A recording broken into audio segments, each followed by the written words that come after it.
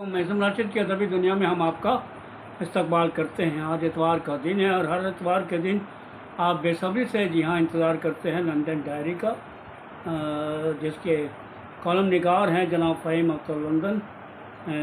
आज का उन्वान उन्होंने दिया है एम्स्टरडैम के चंद रोज़। एम्स्टरडैम के चंद रोज़। तो पेश खिदमत है आपका सबसे पसंदीदा कॉलम जो 10 साल से आप पढ़ते आ रहे हैं, सुनते आ रहे हैं। मैं उनके लिए पढ़ता हूँ जो लोग उर्दू लिखना पढ़ना नहीं जानते हैं। रमज़ान से कबल एम्स्टरडैम में मुकीम मारूफ अदीब शायर और समाजी कारकुन मोहम्मद हसन साहब का हस्ब मामूल फ़ोन आया और दाराने गुफ्तगू उन्होंने एम्स्टरडैम आने की दावत दे डाली।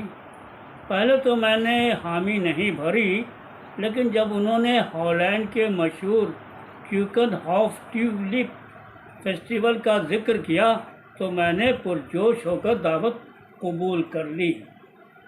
यूँ भी हिंदुस्तान और दुबई के जनवरी सफ़र के बाद हम कहीं हॉलीडे पर जाने की ताक में थे। लंदन की मसरूफ़ तरीन ज़िंदगी से कुछ पल आराम के लिए बरतानिया के ज़्यादातर लोग यूरोप के किसी मुल्क में जाना पसंद करते हैं। उसकी एक वजह कम वक्त में सफ़र करना, बग़ैर वीज़ा और शॉर्ट ब्रेक के लिए यूरोप के किसी शहर जाना आसान होता है। मेरा एम्स्टरडैम पहले भी 2 बार जाना हुआ था। पहली बार 2016 में दिसंबर के महीने में अपनी बेगम और बेटी के साथ किया था। दिसंबर के जाड़े ने हमारी एम्स्टरडैम हॉलीडे की गर्मजोशी को मुंजमद कर दिया था। ताहम बेइंतहा सर्दी के बावजूद हमने काफ़ी जगहों की सैर की थी और जिसका जिक्र हमने अपने कॉलम में भी किया था। उसके बाद दोबारा 2022 के दिसंबर महीने में चंद रोज़ के लिए मोहम्मद हसन साहब से पहली बार मिलने गया, लेकिन मेरे एम्स्टरडैम पहुंचते ही मोहम्मद हसन साहब की खुश दामन का ढाके में इंतकाल हो गया था, जिससे हमारे चंद रोज़ सोग में ही गुजर गए। जुमरात 27 मार्च को हमने अपने सफ़र का आगाज़ किया और दोपहर 12 बजे हमारी बेगम ने मुकामी स्टेशन रेंस पार्क पर अपनी गाड़ी से छोड़ दिया। मोबाइल में महफूज बैंक कार्ड को टिकट बैरियर पर रखकर स्टेशन में दाखिल हो गया। थोड़ी देर के इंतज़ार के बाद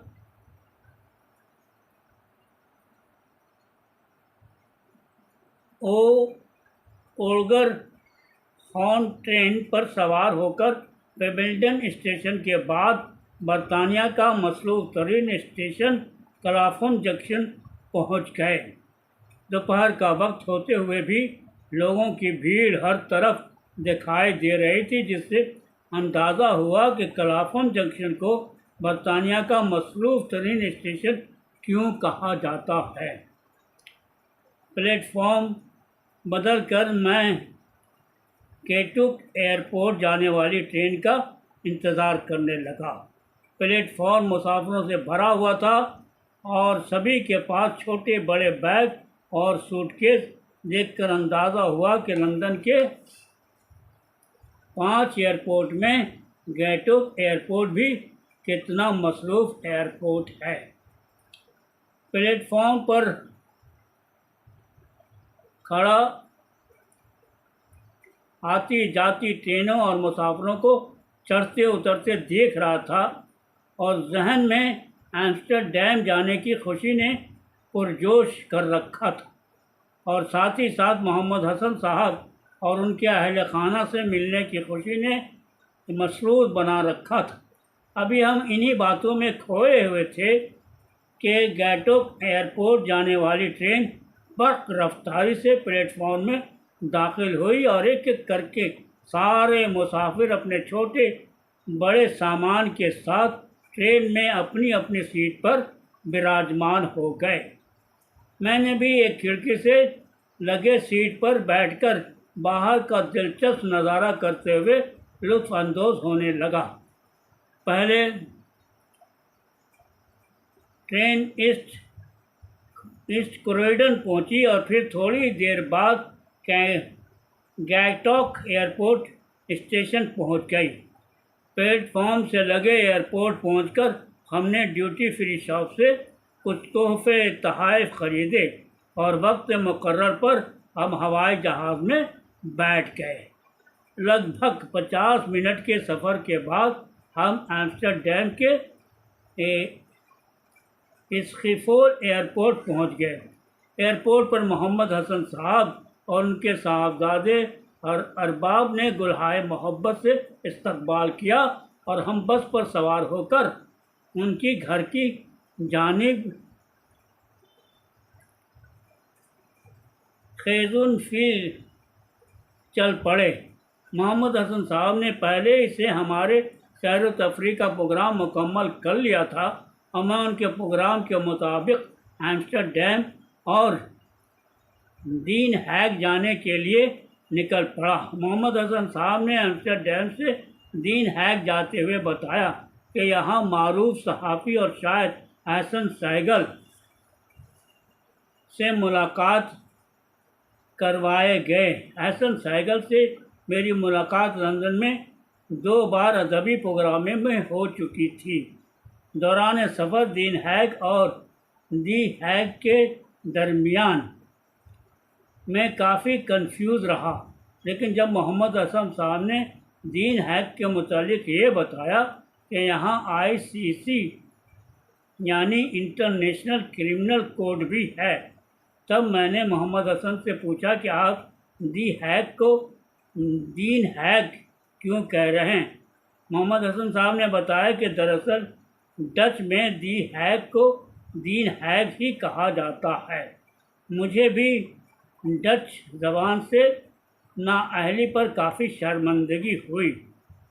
दी हैग में हॉलैंड की पार्लियामेंट, जिसे हॉलैंड की इंतज़ामिया दारुल हुकूमत भी कहा जाता है, इसके अलावा अक़वाम मुत्तहिदा की बैनुल अक़वामी अदालत इंसाफ यानी इंटरनेशनल क्रिमिनल कोर्ट के अलावा बादशाह का महल और तमाम ममालिक के सफारत खाने का भी नज़ारा हुआ।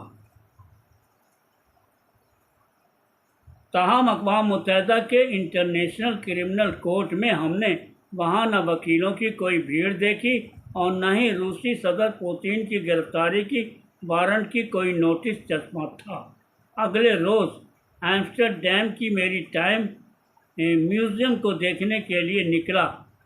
मैं एम्स्टर्डम की मैरी टाइम म्यूज़ियम को देखने के लिए निकला। मैरी टाइम म्यूज़ियम की इमारत 1656 ईस्वी की है,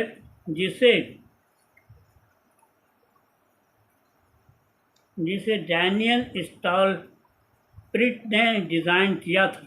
इसे एम्स्टर्डम बंदरगाह में बनाए गए मसनूई जजीरे पर तामीर करने के लिए लकड़ी के 1800 टुकड़ों को कीचड़ वाली ज़मीन की गहराई में धंसाया गया।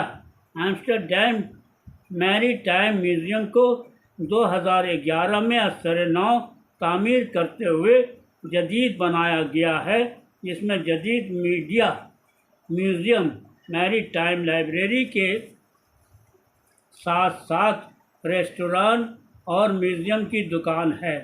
मोहम्मद हसन साहब की मेहरबानी से हमने अपनी एक नज़्म भी इस इमारत के साथ सामने वीडियो रिकॉर्डिंग कराई। अगर आप चर्स या तंबाकू नोशी न करते हों तो एम्स्टर्डम की फुटपाथों पर चलते हुए आपको चर्च की महक कुछ पल के लिए बेचैन कर देगी। हम एम्स्टर्डम के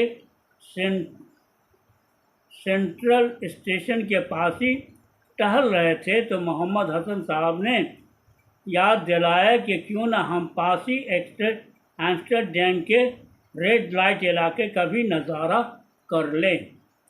मैं भी मोहम्मद हसन साहब की बात से इत्तफाक करते हुए उनके हमरा हो लिया।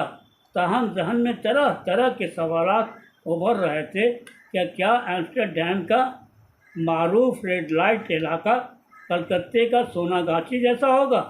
सोनागाछी को मैंने यूट्यूब पर अपनी एक अंग्रेज़ साथी इलियस की ईमा पर देखा था, जो वहाँ सेक्स वर्कर के बच्चों को रज़ाकाराना तौर पर तालीम दे रही थी।